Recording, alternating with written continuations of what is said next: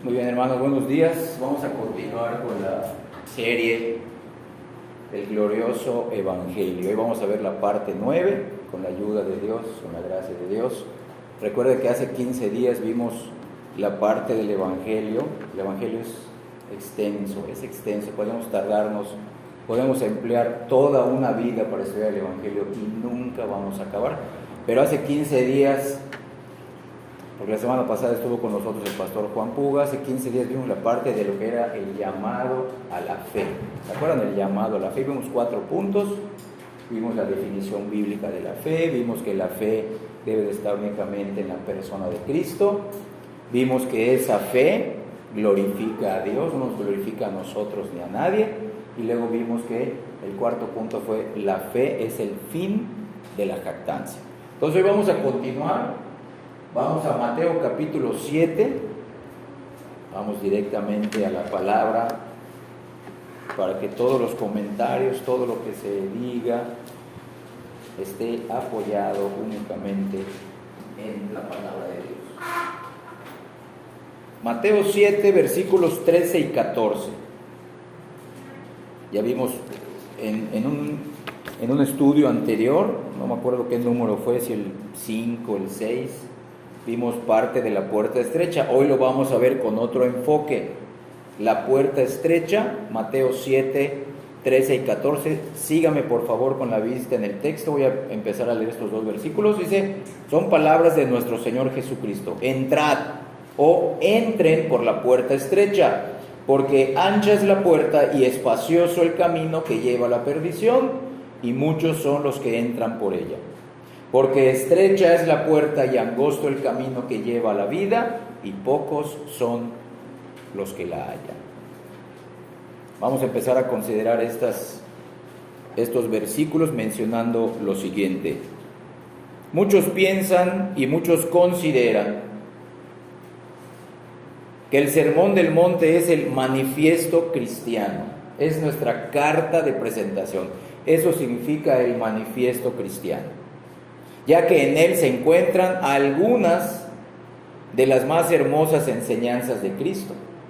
En el Sermón del Monte se encuentran también las virtudes más altas de la fe cristiana, y también se encuentran, como vamos a ver hoy, las demandas más radicales del discipulado cristiano. Ese va a ser nuestro enfoque, mirar un poco más de cerca cuáles son esas demandas radicales del discipulado cristiano, y vean que esas demandas empiezan justo antes de pasar por la puerta estrecha, la cual es Cristo.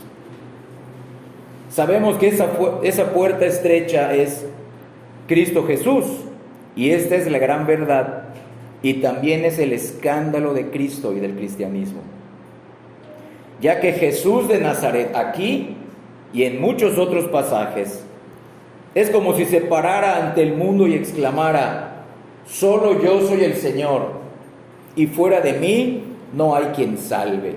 Si quieres apuntar esa frase, no vamos a ir, está en Isaías capítulo 43, versículo 11.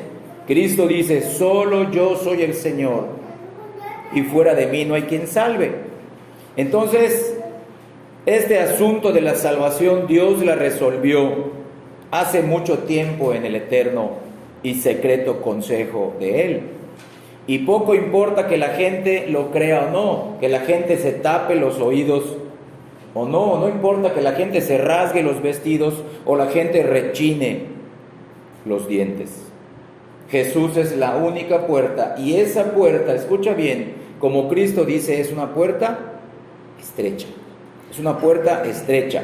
Solo Él es el Salvador del mundo y el Señor de todos. Aunque los evangélicos están a menudo en desacuerdo sobre muchas cosas, algunas triviales, otras de mucha importancia, de gran importancia, todos hasta el día de hoy podemos regocijarnos en que la gran mayoría estamos convencidos, y aún muchos están dispuestos a sufrir por esta gran verdad, la singularidad y la hermosura de la persona y el ministerio de Cristo. Nosotros creemos por la gracia de Dios también que Cristo es Señor y no hay salvación aparte de Él. No hay salvación en nosotros mismos, no hay salvación a través de otras religiones ni de otras personas. Solo Cristo es el Señor. Entonces, sabemos que esta posición, sabemos que pensar así, creer así, es algo intolerante para los que nos escuchan, para los que no son salvos. Sabemos que nuestra posición ante esto es intolerable, pero cuando Cristo dijo, entren por la puerta estrecha, les estaba diciendo que ellos no habían entrado. Los judíos, los fariseos, los saduceos, que se sentían muy religiosos, ellos no habían entrado por esta puerta estrecha. Imagínense qué intolerable ellos escucharon a Cristo. Y nosotros sabemos que cuando les decimos a las personas, solo Cristo salva, nosotros para ellos nos volvemos intolerables. Y ellos, como parte de una cultura, se enorgullece de su tolerancia. Pero cuando se les habla de que no son salvos y necesitan la salvación, se vuelven intolerables hacia nosotros. Y aunque sabemos que nuestra posición cristiana en esto podría representar para nosotros los mayores sufrimientos, y aunque nos expone a la recriminación de nuestros seres queridos, de nuestros amigos y de la mayoría de los que nos rodean, debemos de seguir avanzando contra la corriente.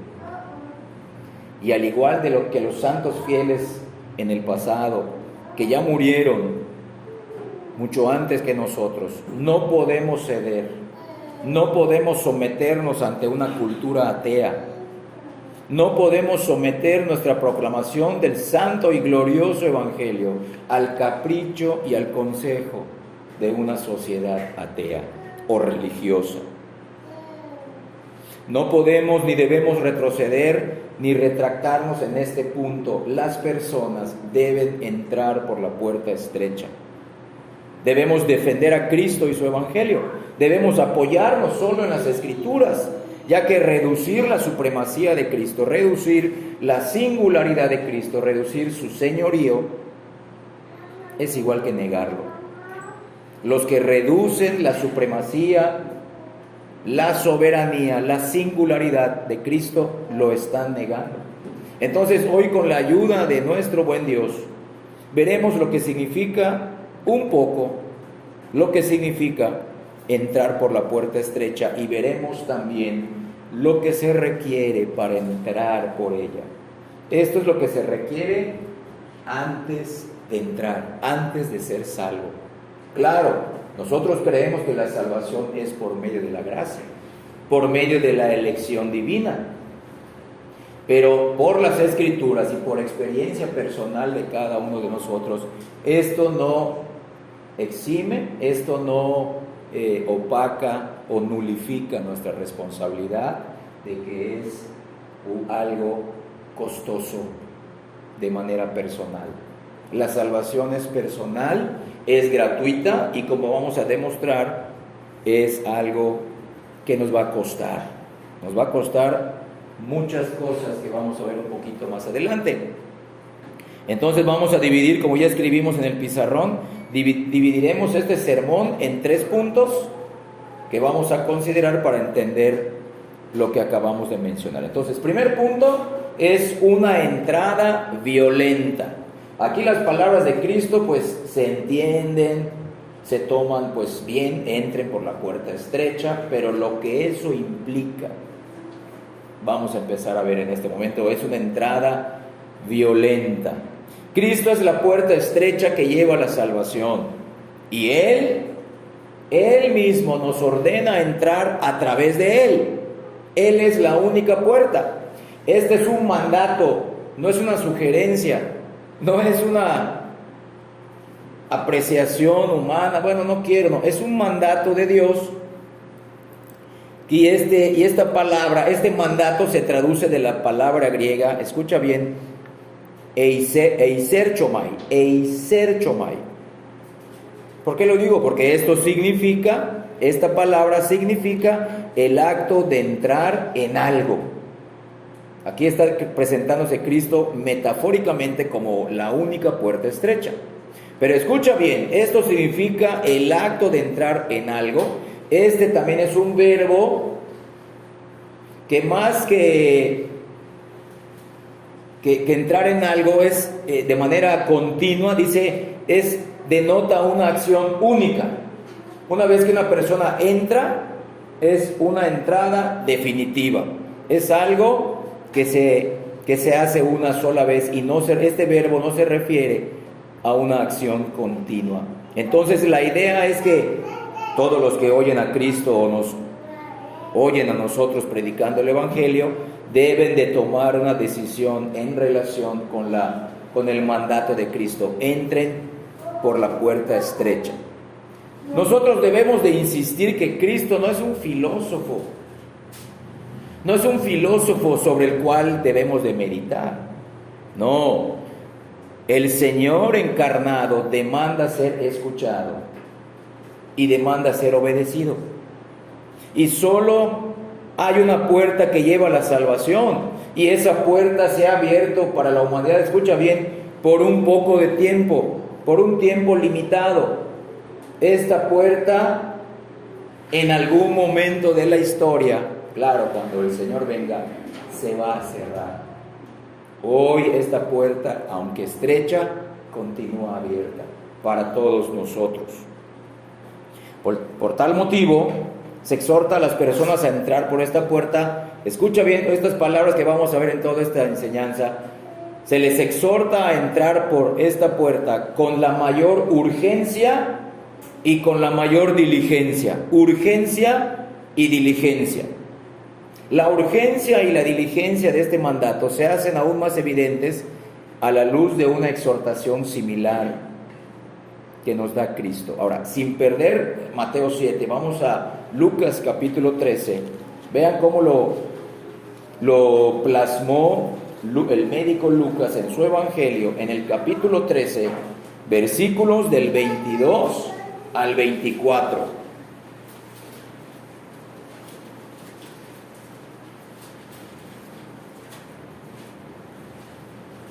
Lucas 13, del 22 al 24.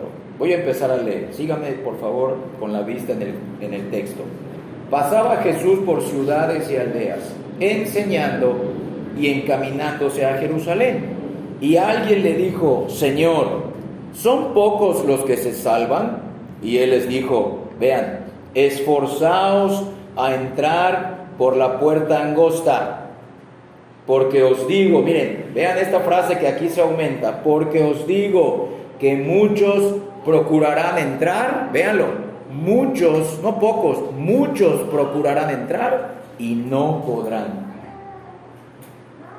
Vean, estas palabras de Jesús en este versículo de Lucas 13, del 22 al 24, implican, vean, una exhortación. La primera parte del versículo 24, la exhortación es: esfuércense a entrar por la puerta angosta, pero también implica una advertencia, escucha bien, una advertencia con consecuencias eternas. Claro, eternas para los que entran, consecuencias de bendición, los que entran por la puerta estrecha, pero los que no, consecuencias de maldición eternas. Entonces vean, vamos a ver un poquito más qué significa la exhortación. Primero, Él nos exhorta a esforzarnos.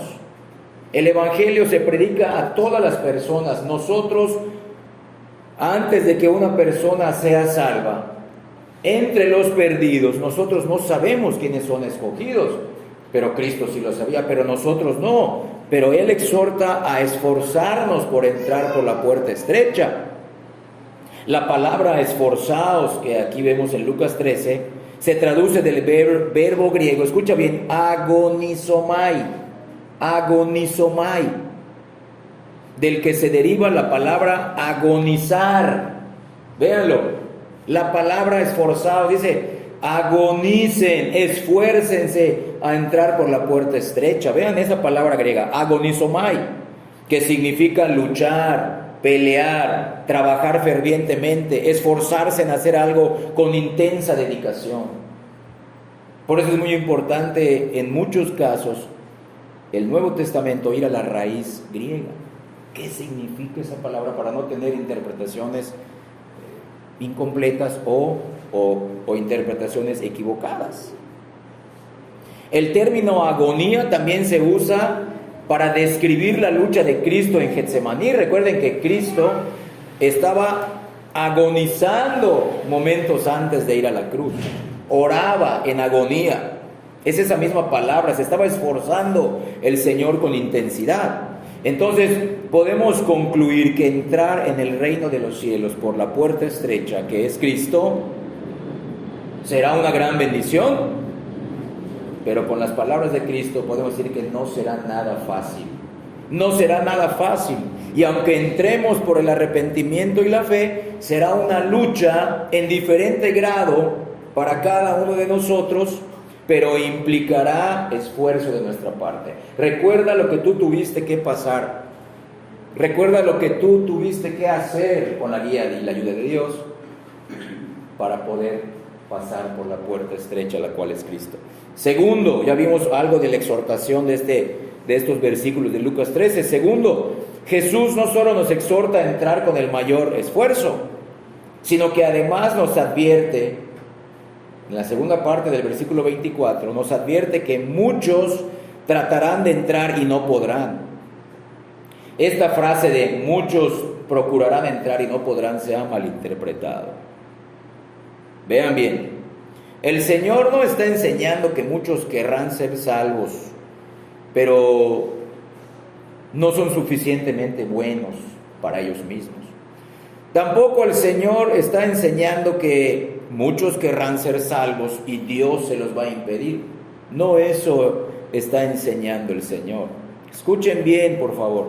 Más bien, Cristo está explicando que aunque muchos desearán las promesas, desearán los beneficios del reino de los cielos, serán desviados por ellos mismos, por el diablo, por el mundo, pero en última instancia, por ellos mismos serán desviados, movidos, disuadidos de responder al llamado de salvación debido a su propia apatía, debido a su propia dureza de corazón, debido a su propio pecado y debido a su deseo de supervivencia y amor por el mundo.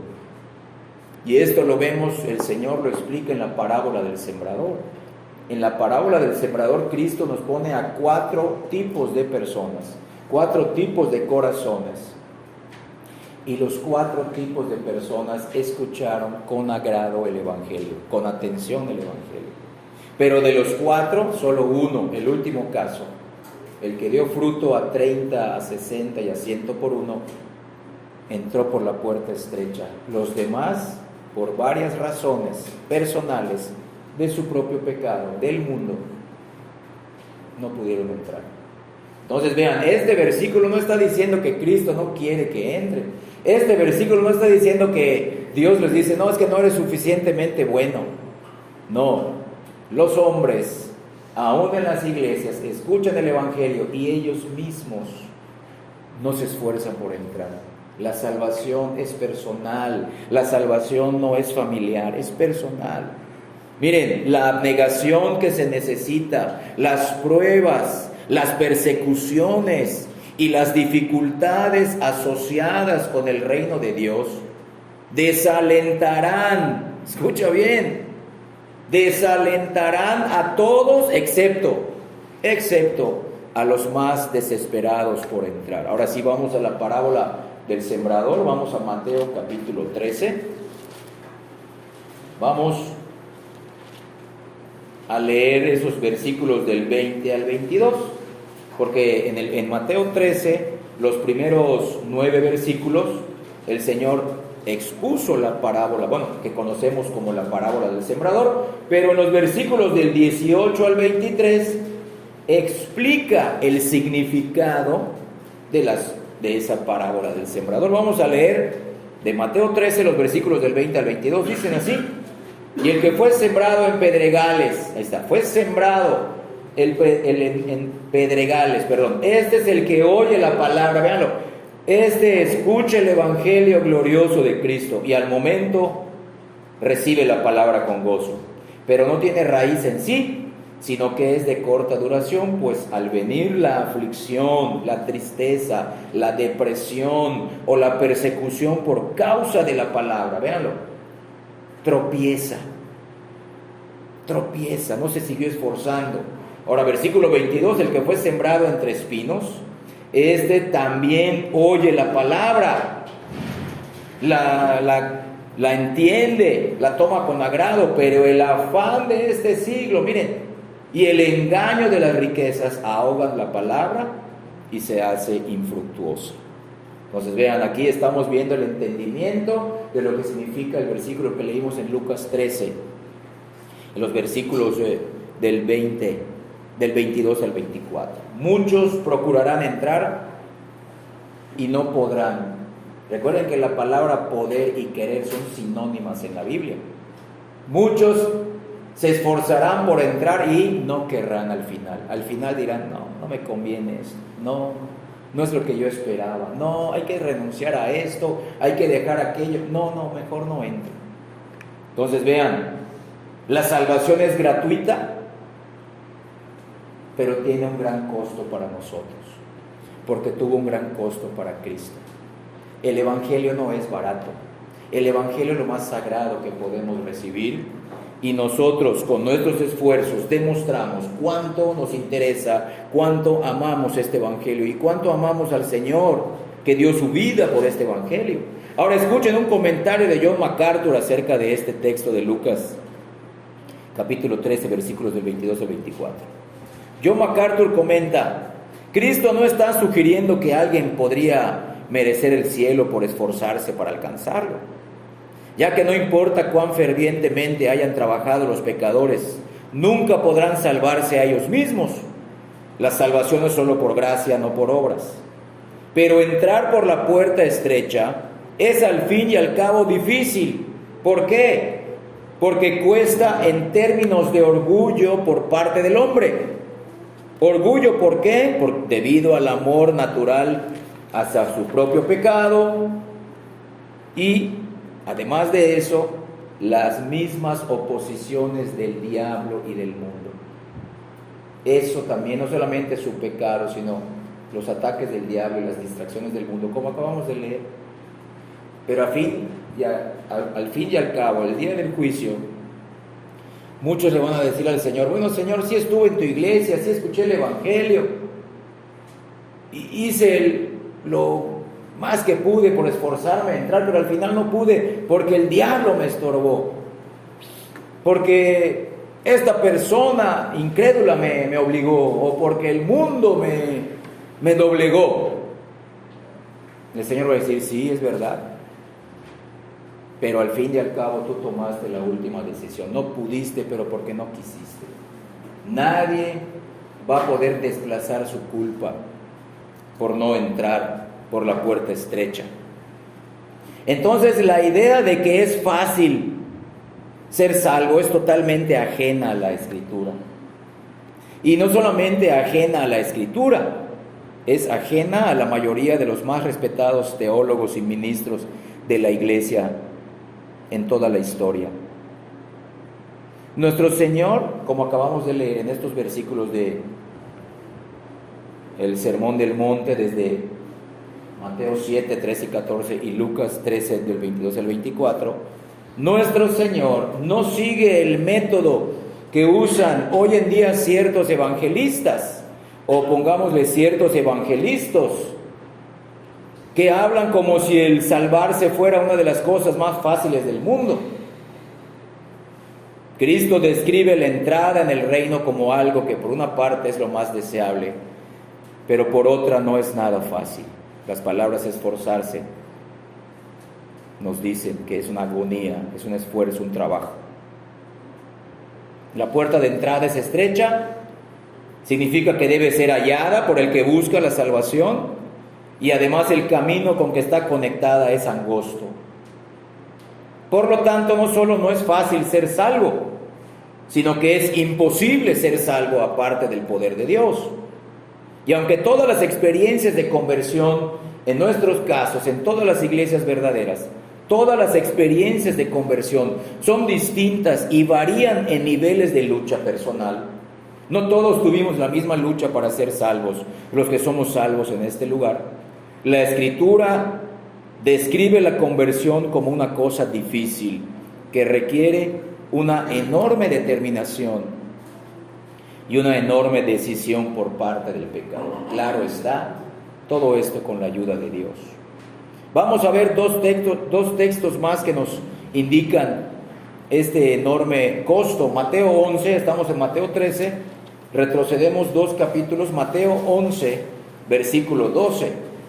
Voy a empezar a leer, por favor, ustedes con los ojos puestos en sus Biblias en este versículo. Mateo 11, 12.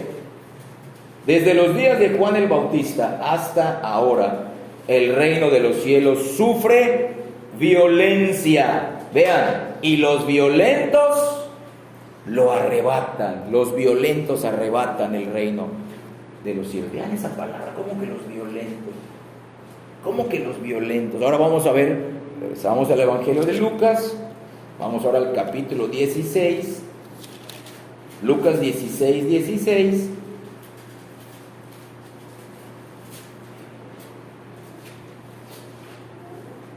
Y ese versículo dice: la ley y los profetas eran hasta Juan. Desde entonces el reino de Dios es anunciado y todos se esfuerzan por entrar en él. Es decir, aquellos que entran verdaderamente en el reino de los cielos se caracterizan por la sinceridad, por la determinación y el fervor que nacen de la desesperación por salvarse. Ninguna persona se esforzará si primero Dios no la lleva a sentir una desesperación por ser salva. Esto es obra de Dios. Cuando Dios empieza a trabajar en nosotros, nosotros nos esforzaremos para creer en Cristo. Nos esforzaremos por agarrarnos de Él en nuestra desesperación. La verdad es que el reino de los cielos no pertenece a los pasivos. Repito, la gracia de Dios no hace negligente al cristiano. La verdad es que el reino de los cielos no pertenece a los apáticos, no pertenece a los despreocupados, sino que pertenece a los que con sinceridad y decisión quieren entrar en el reino por la fe y actúan, lo demuestran con su vida, actúan en consecuencia para entrar por él. A medida que avanza el reino de los cielos en todo el mundo, algunas personas buscan reprimirlo con violencia, pero otros entran a él con la misma violencia, o si no, con una mayor violencia. Pero escuchen bien, vamos a darle el equilibrio a esto. Esto no significa que las personas ganan el reino de los cielos por la fuerza de su voluntad. Tampoco ganan el cielo por su disciplina o por su determinación. Jesús no está enseñando que su reino pertenece solo a los fuertes, no, al contrario, en realidad le está enseñando lo opuesto, ya que la urgencia y la necesidad e incluso la violencia santa por las que las personas entran al reino es el resultado de una doble obra del Espíritu Santo. ¿Qué es lo que nos lleva a la desesperación? Es una doble obra del Espíritu Santo. Primero, el Espíritu Santo despierta a la persona perdida, pecadora, la despierta a su total incapacidad de salvarse por ella misma.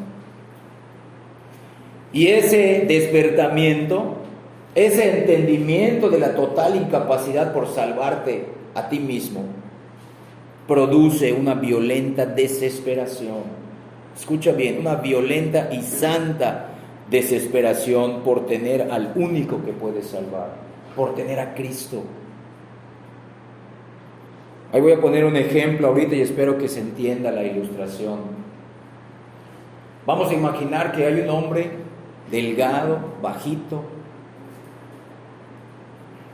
y comparado con 3 hombres de 2 metros de alto, deportistas, atletas, ¿ustedes creen que esta persona físicamente pueda causar algún riesgo o un peligro a estas 3 personas?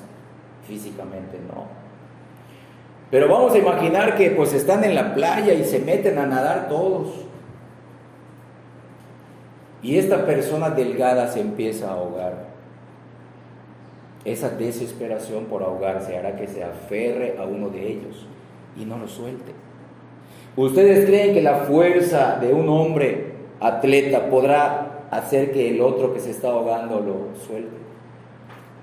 ¿Qué le dará fuerzas a esta persona débil? Su desesperación. Y va a decir, si me suelto me voy a morir. Esa es la violencia que menciona el reino. No puedo salvarme. Yo tengo que aferrarme violentamente a Cristo. Porque si me suelto de Él, me ahogo en mi pecado. Me ahogo en el infierno. En medio del ahogamiento y la muerte segura, esta persona débil ha encontrado una esperanza de salvación en alguno de estos 3 hombres fornidos, que físicamente son más fuertes que él. Y esa fuerza que esta persona en su desesperación, esta persona delgada, físicamente débil, esa fuerza que tiene, no lo hacen jactarse en ella misma, pese a la gran violencia que use para aferrarse a ellos 3 o alguno de ellos para no ahogarse. De la misma manera, hermanos, el reconocimiento de una persona de su debilidad, el reconocimiento de una persona en su total incapacidad de salvarse a sí misma es lo que lo hace luchar contra todos los que se le opongan para entrar por la puerta estrecha.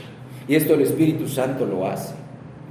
Antes de mirar la puerta estrecha, el Espíritu Santo te mostrará tu desesperación. Te estás hundiendo en tus pecados, estás bajo la ira de Dios. Si no te aferras violentamente a Cristo, la violencia justa de Dios vendrá sobre ti y te castigará por tus pecados. Segundo, la segunda obra del Espíritu Santo, además, sabemos que el Espíritu Santo regenera el corazón y la mente del pecador, de modo que vea a Cristo como alguien que supera en valor y en hermosura a todas las demás cosas combinadas.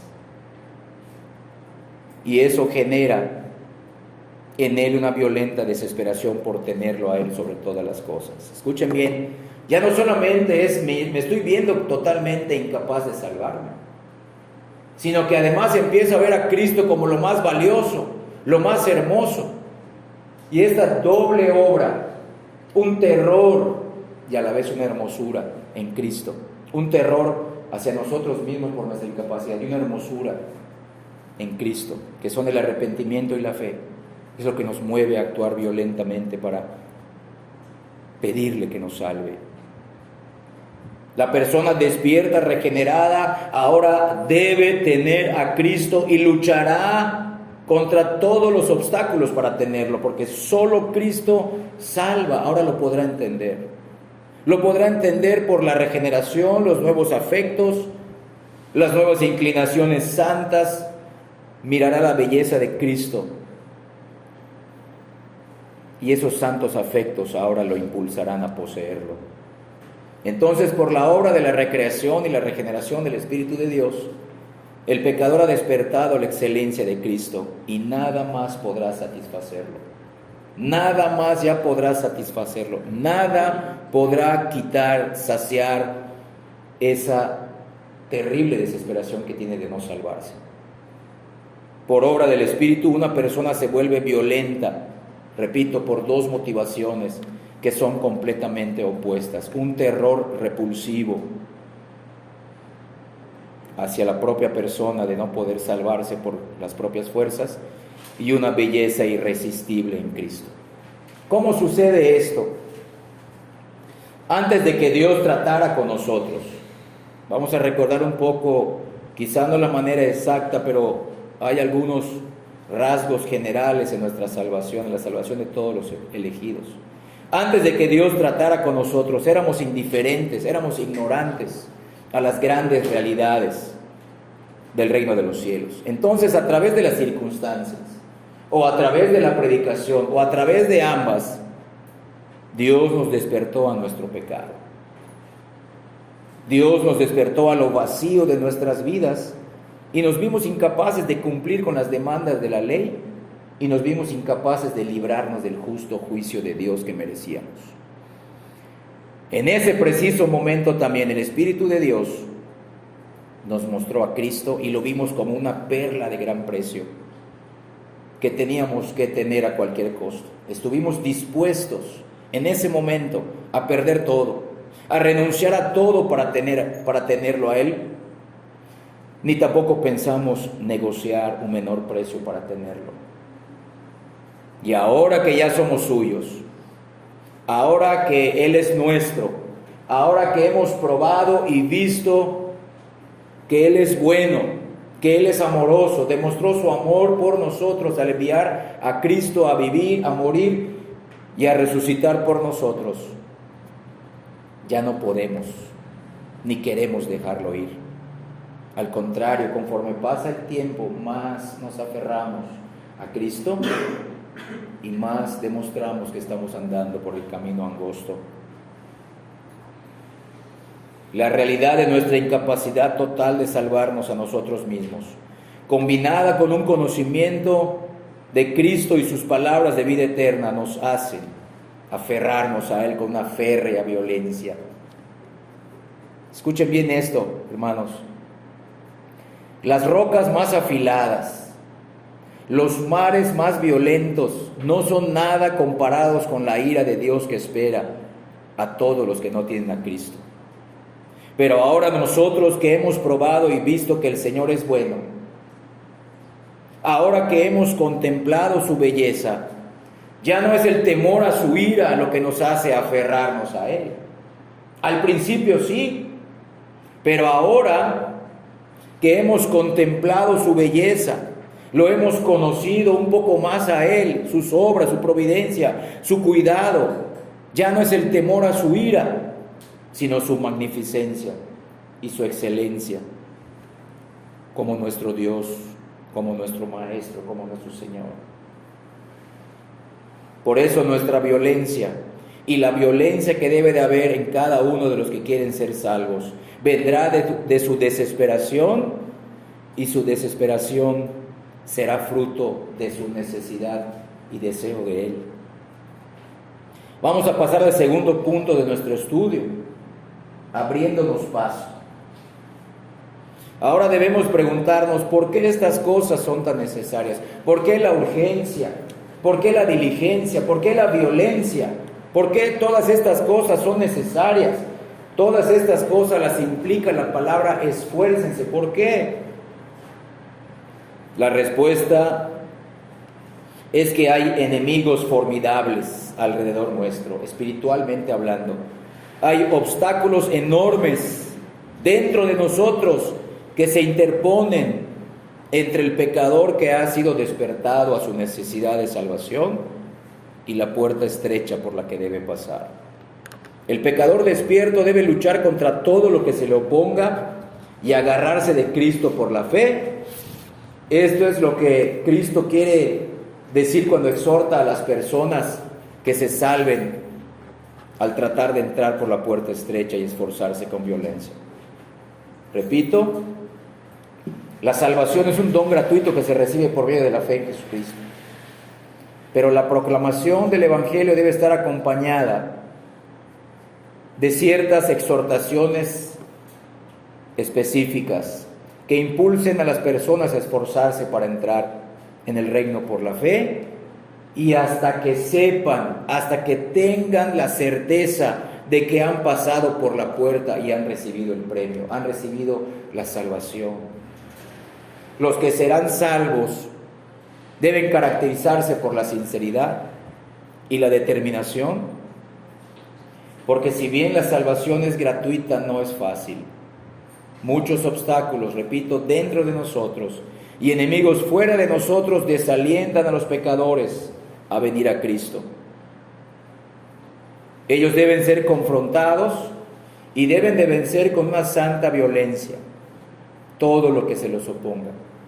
Esos obstáculos que vamos a ver ahorita que debe de vencer la persona que está siendo guiada a la salvación, son más que estos 6 que vamos a ver hoy, pero hoy vamos a ver cuáles son esos obstáculos innumerables con los que una persona despierta a su necesidad, a su desesperación, debe luchar y vencer con la ayuda de Dios. Número 1, los que vengan a Cristo deben luchar contra el gran veneno de la salvación, su fariseísmo. Deben de luchar contra su fariseísmo. Inciso A. ¿Qué significa esto? La salvación se concede solo a los que reconocen su absoluta pobreza espiritual, solo a los que reconocen que no tienen mérito propio para salvarse, solo a los que reconocen su total incapacidad de justificarse delante de Dios. Las obras y la gracia, el fariseísmo y la fe humilde son diametralmente opuestas. No podemos ser salvos por obras y gracia, no. Los fariseos querían salvarse por obras y por la gracia de Dios. No es posible, dice Cristo. El fariseísmo y la fe humilde salvífica son diametralmente opuestos, ya que para entrar al reino una persona debe oponerse a todo intento de blanquear su propia tumba. Debe luchar contra el engaño de su propio corazón y debe de destrozar todo engaño de su propio corazón. La persona debe de luchar contra su propia carne, debe de luchar contra el maligno, el diablo, e incluso contra la comunidad evangélica del día de hoy, que continuamente en los púlpitos, en redes sociales, en las predicaciones, les dicen a los hombres: no eres tan malo, no eres tan malo como la vieja y correcta y original predicación del Evangelio dice. No, nosotros somos más malos de lo que creemos, más malos de lo que pensamos. El segundo obstáculo que debe de vencer los que vengan a Cristo es luchar contra el deseo de su autonomía. Las Escrituras no reconocen una salvación que no confiesa a Jesús como Señor, ni reconocen una confesión genuina que no se demuestre en una nueva y progresiva sumisión a la voluntad. ¿Cómo sabemos que una persona ha entrado por la puerta estrecha? Por su nueva y continua sujeción a la voluntad de Dios. No de manera perfecta, pero sí de manera progresiva y continua. Es más sumiso y humilde a su Señor y a su palabra. Es decir, los que vienen a Cristo deben someterse a su demanda de absoluto señorío y, como vimos al principio, y a sus exigencias radicales de discipulado. Exigencias radicales de discipulado. Los que serán salvos deben luchar por abrirse paso a través de algunas opciones devastadoras. Cristo hablaba realidades espirituales que la mayoría de las veces desanimaba a las personas. ¿Por qué las desanimaba? Porque las desarmaba en sus propios méritos. Ellos pensaban que estaban ya listos o caminando a la vida eterna. Y el evangelismo de Cristo era: estás por mal camino. Les decían: no, estás errando, tienes que cambiar tu manera de mirar a Dios, tu manera de mirarte a ti. Algunas realidades devastadoras son: niégate a ti mismo, toma tu cruz, sígueme. Miren Lucas capítulo 14, allí estábamos en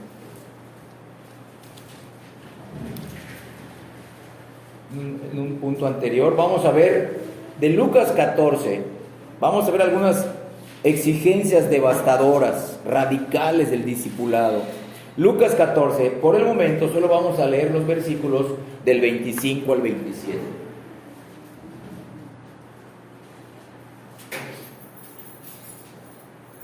Lucas 14 del 25 al 27, por favor, con la vista en el texto. El título de ese párrafo dice: lo que cuesta seguir a Cristo. Pero ese costo es desde entrar por la puerta. No solamente es caminar el camino angosto, es desde entrar. Grandes multitudes, véanlo, Esto se lo dijo a todos los que lo seguían. Grandes multitudes iban con él, y volviéndose les dijo: si alguno viene a mí, si alguno quiere entrar por la puerta estrecha, que soy yo, y no aborrece a su padre y madre y mujer e hijos y hermanos y hermanas, y aún también su propia vida, no puede ser mi discípulo. Desde el principio dice: no vale la pena ni que entres por la puerta estrecha. Te vas a decepcionar del discipulado. Y versículo 27: el que no lleva su cruz y viene en pos de mí, no puede ser mi discípulo. Hasta ahí vamos a dejarlo, luego vamos a continuar con el resto del texto. Vean, hermanos, desde el principio del discipulado, Cristo les decía: esto no es fácil. No se trata de el hombre. No se trata del bienestar temporal, humano y externo del hombre. Se trata de la gloria de Dios. Se trata de erradicar el pecado en el hombre. Se trata de erradicar el afecto mayor que tiene el hombre por otras personas antes que Dios. Y aún el afecto que el hombre tiene de sí mismo por encima de Dios. Véanlo, esto es destronar al hombre de la falsa percepción que tiene de sí mismo y poner en su trono a Dios. Este es el discipulado, hermanos, desde el momento de pasar por la puerta. Esto es lo que nos exige Dios a todos. Si yo digo que soy su discípulo y tengo mis lealtades en mi corazón divididas, tengo una lealtad hacia alguien más que a Dios, si soy de Él, Dios se va a encargar de que Él sea mi mayor lealtad, y eso lo hará con cada uno de nosotros. Hacer tales demandas a sus posibles seguidores fue una práctica común en el evangelismo de Jesús. Fue su método de seleccionar entre la multitud y revelar a los violentamente desesperados que tenían que tenerlo a Él a cualquier costo. Hoy, multitudes en el mundo confiesan a Cristo y afirman que son salvas, pero no han tomado en cuenta el costo, no han tomado en cuenta el sacrificio que implica seguir a Cristo, y no se han entregado por tal motivo a su absoluto señorío. El evangelismo moderno proclama una salvación barata. No es lo mismo barata que gratuita. La salvación es gratuita, pero vemos que tiene un alto costo para nosotros. Renunciar a nuestros pecados tiene un alto costo. Eso es negarnos a nosotros mismos. Eso es tomar nuestra cruz y seguirlo hacia donde Él nos lleve, al tipo de personas que Él quiere que seamos. Ciertamente Dios nos va a tomar tal y como somos con nuestros pecados. Él dice: ven así como eres, renuncia a tus pecados, yo te voy a cambiar, dice Cristo, y yo te voy a hacer la persona que yo quiero que seas. No seguirás siendo esa misma persona que pasó por la puerta estrecha. Durante el camino angosto te convertiré en la persona que yo quiero, y eso costará mucho para nosotros. Es una salvación gratuita, pero para nosotros, para nuestro orgullo, será algo costoso. Tercer obstáculo, inciso C: los que vengan a Cristo deben de luchar contra el deseo de aferrarse a ciertos pecados. Que dicen: bueno, yo puedo ser salvo, pero yo puedo entrar al cielo con este pecado. No me voy a arrepentir de este o de estos pecados. Mentira. No se puede. El joven rico, recuerden, el joven rico era sincero en su religión, era sincero en su moral externa y era sincero en extremo. Y él le hizo una pregunta honesta. Él honestamente deseaba la vida eterna. Pero Cristo vio que este joven rico deseaba una cosa más que incluso la salvación de su alma. Y tú y yo lo sabemos. ¿Qué deseaba más el joven rico que la salvación? Sus riquezas. Él quería entrar al reino de los cielos con su codicia. Y no es tanto la riqueza, Cristo lo explica, es el amor al dinero. No puedes amar más el dinero que a Cristo, no se puede. El dinero es un medio para glorificar, servir, honrar a Cristo. No es un fin que nosotros buscamos. No es la fuente de nuestra felicidad. La fuente de nuestra felicidad es Cristo. Y Él otorgará las riquezas o no a los que Él quiera. El joven rico tenía un único pecado que él no reconocería, no se arrepentiría, y ese solo pecado lo mantuvo lejos del cielo y condenado al infierno. Entonces vean, Cristo le dijo: te va a costar tu becerro de oro, te va a costar lo que tú amas más, te va a costar tu Isaac. Tienes que dejar tu codicia. No puedes entrar al reino aferrándote a ciertos pecados. Ninguno de nosotros tampoco, hermanos. Es importante también decir que Cristo no le estaba exigiendo perfección al joven rico, ni le demandó que erradique por él mismo su pecado antes de ser salvo, no. Lo que Cristo le estaba diciendo es que reconozca su pecado de codicia, que él había minimizado o había tratado de no mirar, que lo reconozca, que lo odie, que luche contra ese pecado de codicia y se libre con violencia de los enredos de la codicia y corra sinceramente a Cristo. Cristo se lo dijo: anda, vende todo lo que tienes y ven, sígueme. Cristo le contestó la pregunta cuando él le dijo: maestro bueno, ¿qué tengo que hacer para ser salvo? Cristo le respondió: solo esto te falta. Este es el gran costo que tienes que pagar. Yo te la ofrezco gratis. Tú tienes que morir a tu pecado. Arrepiéntete. Cree en mí. El joven rico, ¿qué? Triste, se fue entristecido, pero ya se fue con su conciencia herida. Ya no podía decirle a los demás: yo me estoy ganando la vida eterna, porque Cristo le mostró: no te estás ganando nada hasta que renuncies a tu pecado de codicia. Y yo me imagino que no solamente tenía esos pecados, porque él se jactaba de que había cumplido la ley. Ese es orgullo. Tenía muchos pecados, pero el más notorio era su codicia. Cristo le puso el dedo en la llaga. Y como mencioné hace rato, Abraham tuvo a su Isaac a quien sacrificar, y el joven rico tenía su riqueza, la cual entregar. Asimismo, todos los que entren por la puerta estrecha deben violentamente condenar incluso su más preciado pecado. ¿Quieres tú entrar por la puerta estrecha? Cristo te está esperando. Arrepiéntete, deja el pecado que más aprecias, y al hacerlo demostrarás tu sinceridad y te aferrarás a Cristo. El cuarto obstáculo, el inciso D: los que vengan a Cristo deben de luchar contra las atracciones del mundo, la atracción del mundo. La enorme masa de la humanidad caída, con sus ideas, actitudes y acciones, ejerce una gran influencia sobre el que está buscando la puerta estrecha. Y si una persona ha de venir a Cristo, esta persona debe de desprenderse con violencia de todo aquello que el mundo se le oponga. Ya no podrá echarle la culpa al mundo, como mencioné hace rato. Con la ayuda de Dios puede decirle: Señor, ayúdame con violencia, cortar con todo aquello que me está impidiendo entrar por ti a la salvación, aferrarme a ti con los ojos de la fe. Los que procuren ser salvos por la fe en Cristo deben abrirse paso a través de las tentaciones engañosas del mundo y a las presiones de la era presente. Si van a aferrarse a Cristo, deben romper toda alianza con el mundo. Las Escrituras nos advierten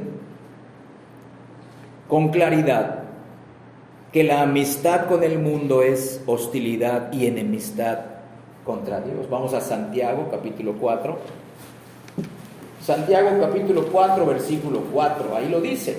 De hecho, todo el párrafo bíblico de Santiago 4 es la amistad con el mundo. Miren, la amistad con el mundo. Ahora solamente vamos a leer de Santiago 4, el versículo 4. Sígame con la vista, por favor, en el texto. En signos de admiración, oh almas adúlteras. Signos de admiración, oh almas adúlteras. Ahora, signos de pregunta. ¿No sabéis que la amistad del mundo es enemistad contra Dios? Y ahora lo afirma. Cualquiera, pues, que quiera ser amigo del mundo, se constituye enemigo de Dios. No podemos tener las dos nacionalidades, hermanos, hablando espiritualmente. No podemos tener la nacionalidad espiritual y la nacionalidad mundana, no. O eres mundano o eres espiritual, no se puede. Claro, esto es de manera inicial. De manera inicial decir, Señor, es verdad, esto del mundo me está arrastrando, aquí estoy, perdóname, sálvame. Y en el proceso de santificación, Dios te ayudará a seguir viendo qué otros tentáculos del mundo tienes ahí. Y eso poco a poco, con tu sinceridad y con la violencia santa, las irás rompiendo con la ayuda de Dios. Y Cristo mismo lo dijo. Marcos capítulo 8. Vean esta pregunta igual retórica, porque en la pregunta está la respuesta. Eso significa una pregunta retórica que tiene la respuesta implícita. Marcos 8, versículo 36. Cristo dice, pregunta, ¿por qué? ¿Qué aprovechará al hombre si ganare, miren, todo el mundo y perdiere su alma? ¿Qué aprovecha? Nada, espiritualmente hablando, nada. Claro, si se lo dices a una persona mundana, ellos quieren ganar el mundo, quieren tener la mejor carrera, quieren tener el mejor trabajo, quieren tener la mejor pareja, la mejor familia, la mejor casa, el mejor yate, la mejor casa de verano. Quieren tener los mejores placeres, paseos, dinero. Véanlo, no se puede. Esto es una exigencia desde el principio, hermanos. Repito, la salvación es gratuita, pero no es barata. Nos va a costar a nosotros. Nos cuesta renunciar al pecado en sus múltiples formas. 5, o inciso E, los que vengan a Cristo deben luchar contra las mentiras del diablo. Sabemos por las Escrituras y por lo que vemos, y así estábamos nosotros, toda persona nace enredada en las trampas del diablo y se encuentra cautiva por él para hacer su voluntad, como dice 2 Timoteo capítulo 2. El diablo trabaja para cerrar el reino de los cielos en la cara, de manera espiritual, en la cara de las personas, y trabaja por oponerse a los que tratan de entrar a ese reino. Vencer este tipo de oposición violenta, porque el enemigo no lo hace de manera pasiva, lo hace de manera violenta. Entonces, para que el pecador pueda vencer esta oposición violenta, claro, requiere la gracia de Dios, requiere la palabra de Dios, pero también requiere de una santa violencia para enfrentar al enemigo con las armas espirituales y abrirse paso para llegar a la puerta estrecha que es Cristo. Claro, esto solamente de manera real lo lograrán los nacidos de nuevo, pero aún ellos tienen que luchar contra la oposición satánica, porque muchas veces cuando uno dice, ya estoy entendiendo el Evangelio, ya me veo como incapacitado, empiezan a arreciar los problemas, empieza a sentirse mal, empiezan a pasarle cosas que Dios permite, y ahí se va a demostrar quiénes son los violentos que van a arrebatar el reino de los cielos. Violentos en sentido espiritual, esa santa violencia. Cuando por la gracia de Dios una persona entra en razón y busca escapar, el maligno viene tras él como león rugiente buscando devorar. Entonces, mirando lo que dice la Biblia, aún el Nuevo Testamento acerca del diablo, que de hecho el Nuevo Testamento habla más del diablo que el Antiguo, y Cristo habla más del infierno, que todos los profetas del Antiguo Testamento y aún todos los apóstoles. ¿Cómo podría alguien entretenerse con la idea de que la salvación será fácil, con semejante enemigo de nuestras almas? ¿Cómo podremos de manera pasiva decir, bueno, si Dios quiere salvarnos, eres salvo? Cuando eres despertado a tu desesperación, a tu necesidad de salvación, lucharás y le dirás, Señor, ayúdame a vencer a este enemigo formidable. Es más fuerte que yo, es más fuerte que aún el más fuerte de los hombres, pero no es más fuerte que tú.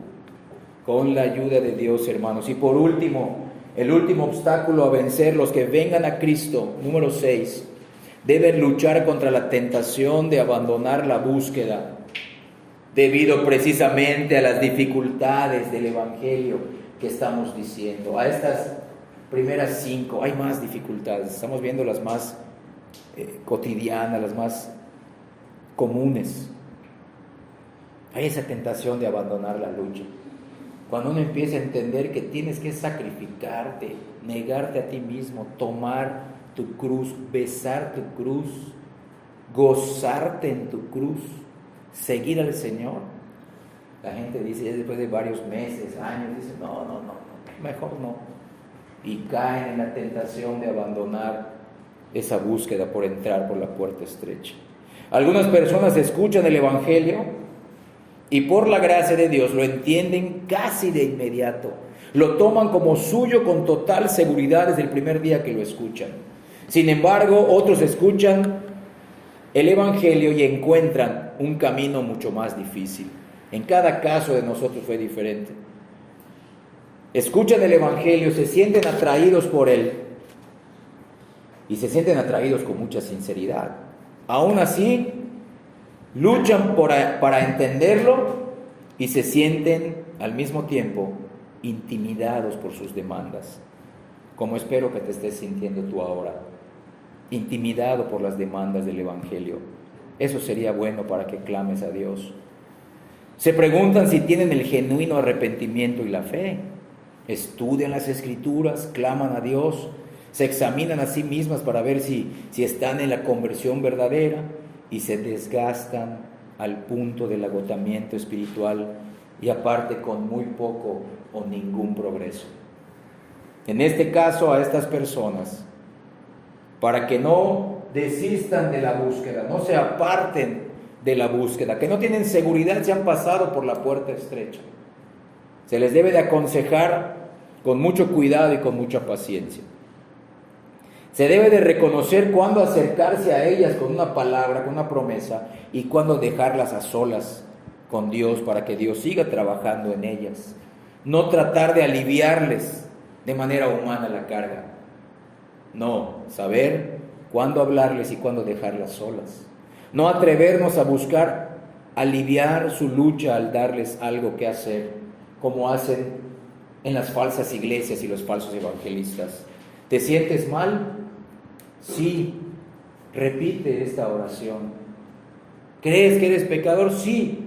¿Crees que Cristo murió por los pecadores? Sí. Cree en Cristo y ya.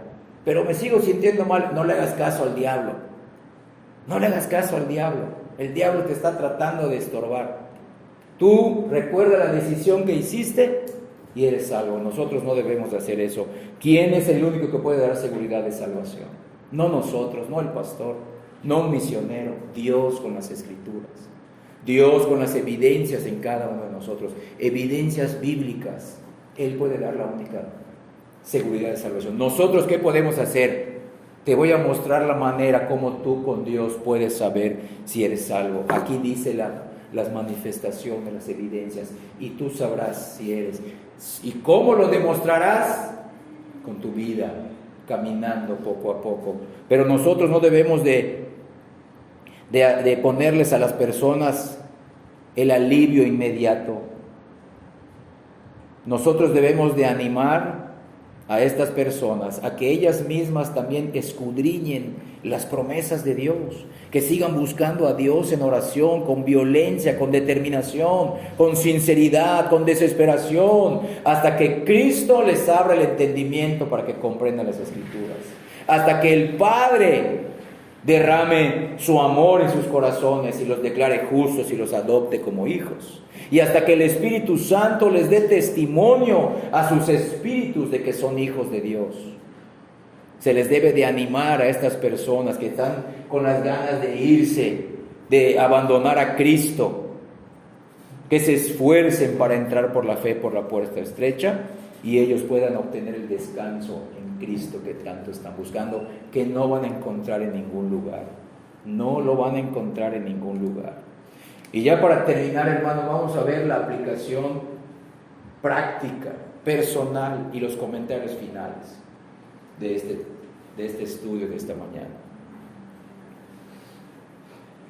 Los que evangelizan, y esto no se refiere solamente a los pastores y a los diáconos y a los misioneros ni a los maestros, nosotros que también con la gracia de Dios, conforme Él nos vaya limpiando para ser cada vez instrumentos útiles, los que evangelizamos debemos de ser fieles en proclamar con firmeza que la salvación se obtiene cuando una persona reconoce su total incapacidad y mira solo a Cristo.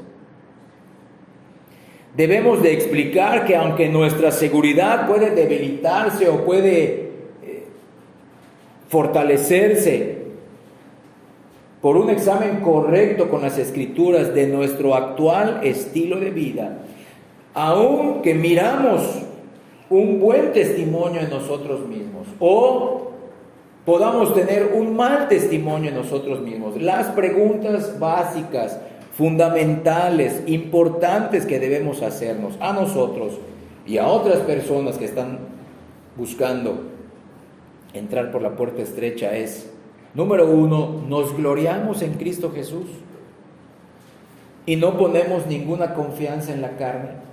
Repito, ¿nos gloriamos en Cristo Jesús y no ponemos ninguna confianza en la carne? 2, ¿hemos perdido toda esperanza en nuestro yo? ¿Hemos perdido toda esperanza en nuestro yo? 3, ¿estamos mirando solo a Cristo?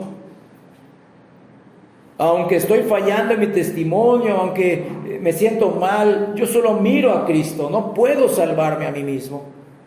Y número 4, ¿se ha vuelto Cristo de un valor inapreciable para nosotros? Cada vez más su valor va creciendo para nosotros. Esas son las preguntas básicas, hermanos. Sí, debemos de mirar el testimonio de las personas que quieren entrar por la puerta estrecha, pero hay que hacerles esas preguntas. Cristo, guiarlos a Cristo, guiarlos a su total incapacidad de salvación, pero guiarlos a Cristo. Aférrate a Cristo, busca a Cristo, clama a Cristo, cree en la persona y en la obra de Cristo. Él murió por los pecadores, Él cargó con la ira que merecías de parte de Dios. Cree solamente en Él, entra por la puerta estrecha. Estamos hablando de tu vida entera, haz el esfuerzo, vale la pena seguir a Cristo.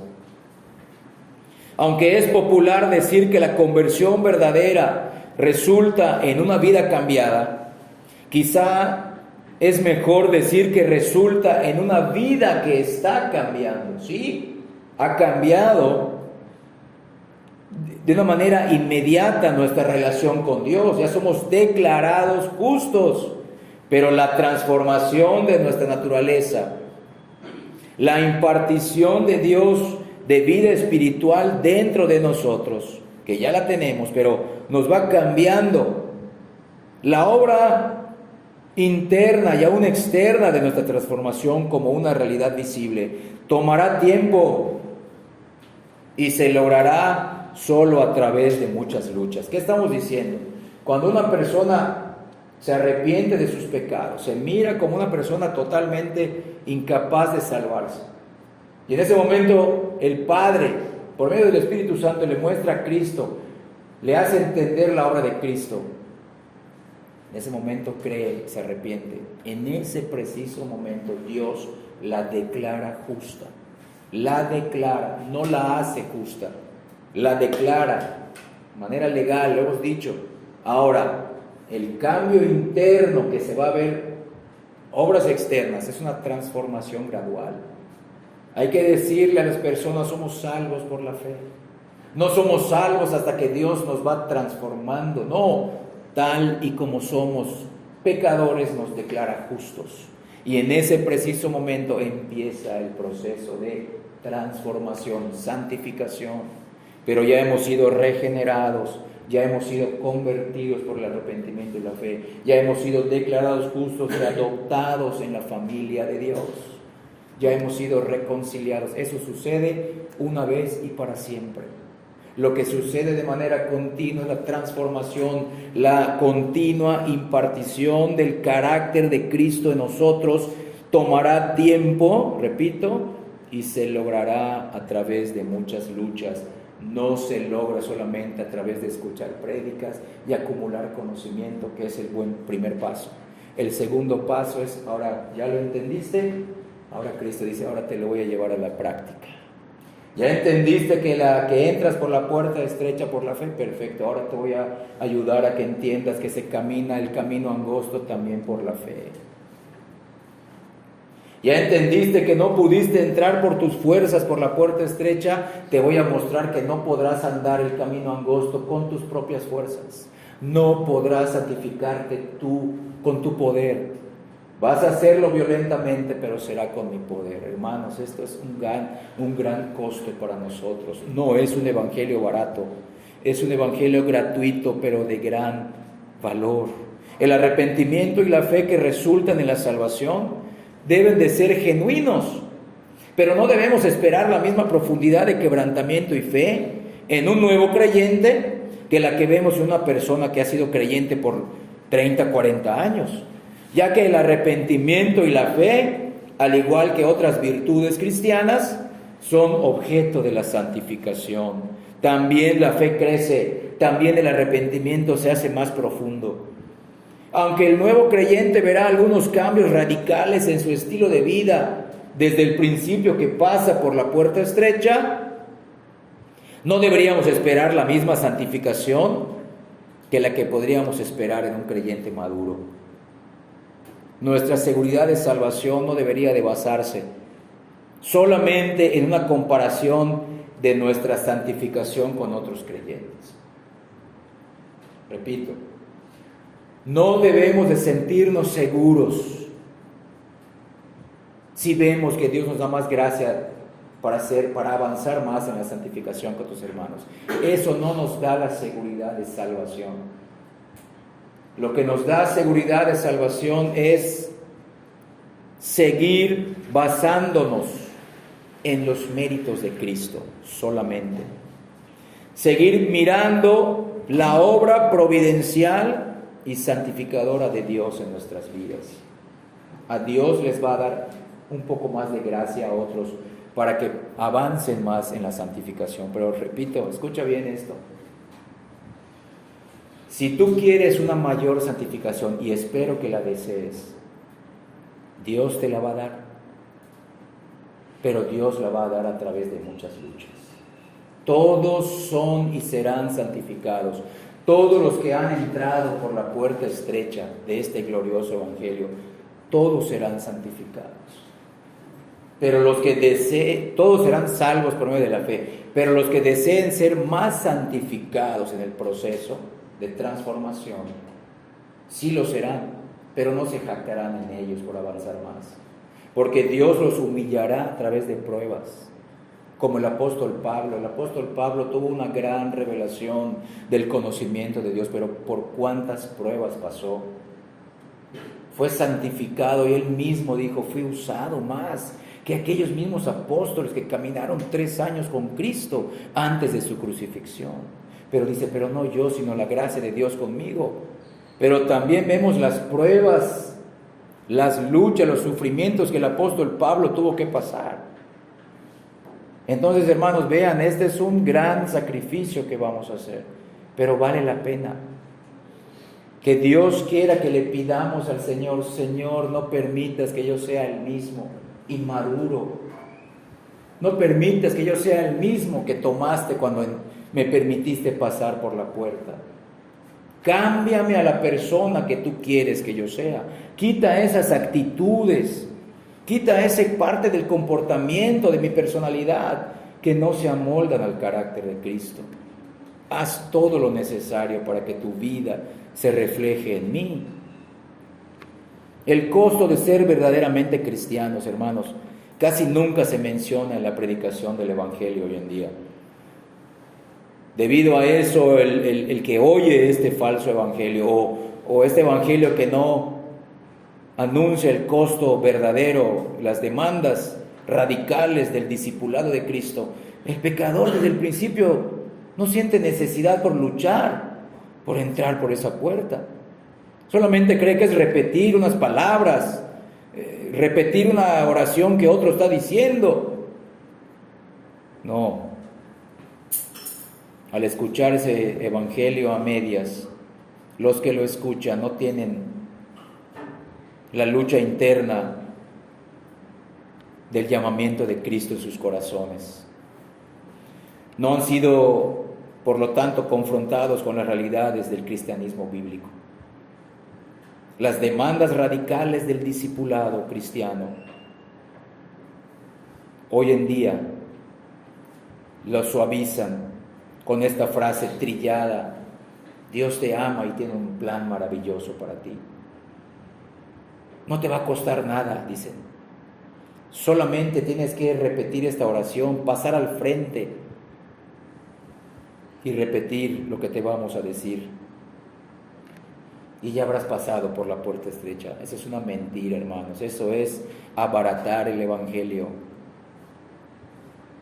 Cuando verdaderamente se presenta el evangelio y con sus demandas del discipulado radical de Cristo, ese evangelio se vuelve algo escandaloso para los que escuchan. Y realmente tomar una decisión por Cristo será el resultado de un gran esfuerzo y una gran lucha personal. Cuando verdaderamente se presenta el evangelio, todas las personas que lo escuchan se enfrentan internamente a la batalla de los siglos.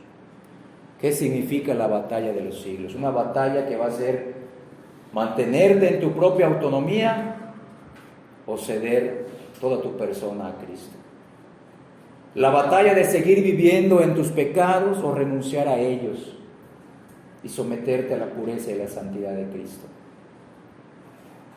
La batalla que significa seguir siendo aceptado por el mundo, por tus amigos, de ser influencia y reconocido en tus círculos sociales, o venir a Cristo y ser rechazado, burlado y aún eliminado de sus amistades. La batalla de seguir cosechando y sembrando y cosechando en este mundo, o realmente mirar esa ciudad celestial que no tiene fundamento, cuyo arquitecto es Dios. Esa es la batalla verdadera del cristianismo, hermanos. El verdadero evangelio glorifica a Dios. Ahora sí, último versículo, vamos a Lucas 14, vamos a leer todo ese pequeño párrafo del evangelio glorioso de Cristo. Lucas 14, del 25 al 33. Lo que cuesta seguir a Cristo.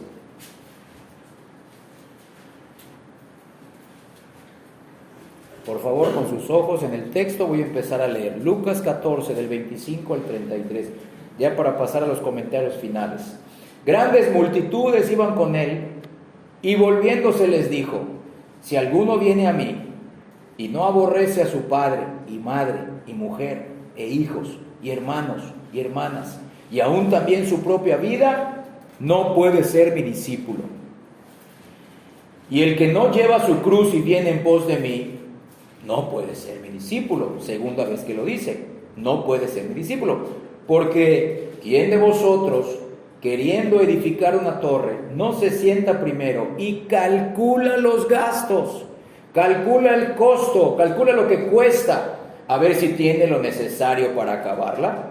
No sea que después de que haya puesto el cimiento y no pueda acabarla, todos los que lo vean comiencen a hacer burla de él, diciendo: este hombre comenzó a edificar y no pudo acabar. Véanlo, este hombre quiso pasar por la puerta estrecha, pero regresó al mundo porque no fue expuesto desde el principio a las demandas del discipulado, pero Cristo desde el principio aplicaba esas demandas. Seguimos leyendo. ¿O qué rey, al marchar a la guerra contra otro rey, no se sienta primero, miren, y considera si puede hacer frente con 10,000 al que viene contra él con 20,000? Y si no puede, cuando el otro está todavía lejos, le envía una embajada y le pide condiciones de paz. Conclusión, versículo 33. Así pues, cualquiera de vosotros que no renuncia a todo lo que posee, tercera vez, no puede ser mi discípulo. Que ni siquiera trate de entrar por la puerta estrecha. Porque esto no se trata de, ya entré por la puerta, Señor, pero no quiero seguir el camino angosto. No, ni siquiera has entrado por la puerta. Ni siquiera hemos entrado por la puerta. ¿Esto quién lo hace? ¿Quién produce esa desesperación, esta urgencia, esta necesidad de nosotros? El Espíritu Santo. Cuando una persona es despertada a su condición pecadora, que está bajo la ira justa de Dios, no puedo soltar a Cristo, dice. No puedo no pasar por esa puerta. No puedo hacer esto, Señor, pero quiero, ayúdame. Aquí estoy, perdóname, cámbiame, sálvame. Cuando la evangelización es bíblica, se predica el evangelio y se exhorta a las personas a arrepentirse y creer.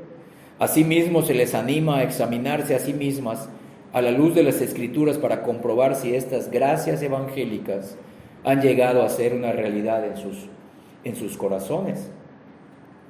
Y aquí es precisamente en ese autoexamen de ver si tiene la fe, el arrepentimiento, los frutos iniciales de la conversión, es donde el que está buscando la salvación a menudo se enfrenta a las mayores batallas internas, y es cuando ve una mayor necesidad por la santa violencia. O todo o nada, dice. O todo o nada. Es la mayor decisión que una persona puede hacer, seguir a Cristo o no. Pero desde el principio hay que decirles a las personas, esto implica seguir a Cristo. Te va a costar tu vida misma, tu reputación, tu autonomía, tus pecados más preciados. Todo lo que tengas en el mundo. Vas a tener a un amigo y un enemigo todo el tiempo espiritual llamado el diablo, que no lo vas a vencer solo, sino con la ayuda de Dios. Esto implica el verdadero cristianismo, hermanos. Luego de que una persona ha hecho una profesión de fe, los que evangelizamos o el evangelizador bíblico debe animarla con gran gozo, sí, animarla con gran gozo con las promesas de salvación, pero también con advertencia.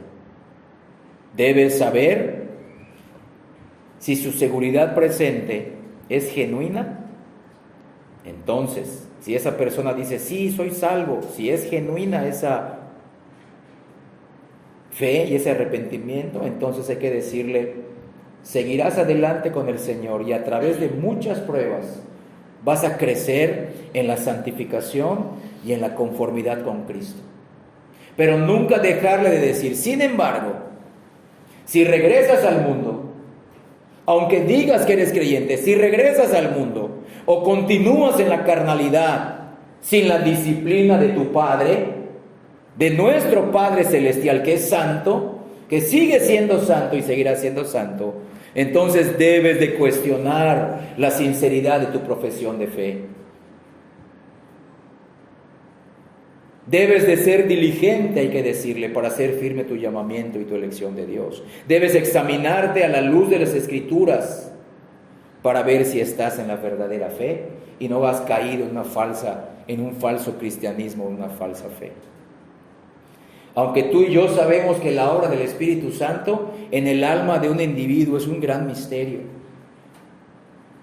que demanda nuestra completa confianza en la providencia de Dios.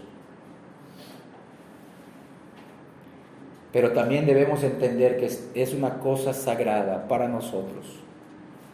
Siempre debería de ser una cosa sagrada para nosotros llevar a alguien a las promesas de la salvación y permanecer con esa persona hasta que de verdad haya entrado por la puerta estrecha y Dios le haya concedido el hermoso regalo de la seguridad de su salvación.